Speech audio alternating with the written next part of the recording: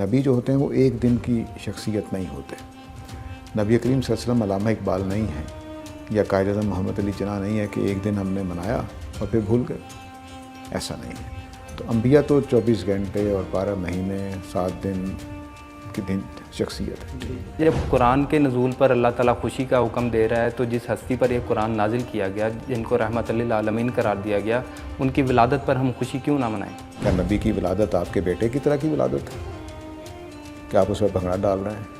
تو نبی کے شایان شان کام کریں تو ہو سکتا ہے اللہ تعالیٰ بھی پسند کرے. جب اللہ کے رسول مدینہ ہجرت کر کے گئے ہیں تو وہاں کے مسلمانوں نے خوشی منائی ہے اس پہ. وہ اپنے گھروں کی چھتوں پر چڑھے ہیں, انہوں نے نعرے لگائے ہیں اور بچیوں نے دف بھی بجایا ہے.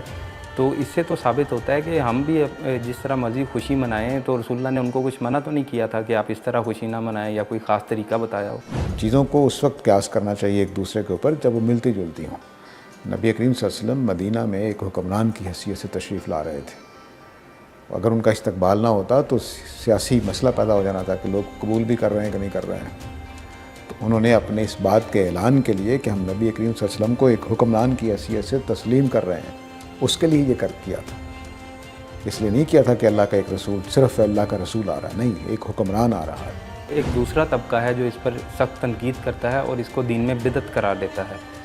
تو ایک عام مسلمان کا ایسے موقع پر کیا رویہ ہونا چاہیے؟ اب دینی اعتراض ختم ہو جائے گا کیونکہ آپ کے پاس نبی کریم صلی اللہ علیہ وسلم کے عمل کا ایک ثبوت موجود ہے کہ آپ نے اپنی ولادت کے دن روزہ رکھا ہے, سوموار کو روزہ رکھتے ہیں. بس ہمیں نبی کریم صلی اللہ علیہ وسلم سے محبت ظاہر کر دی تو ہم مسلمان ہیں.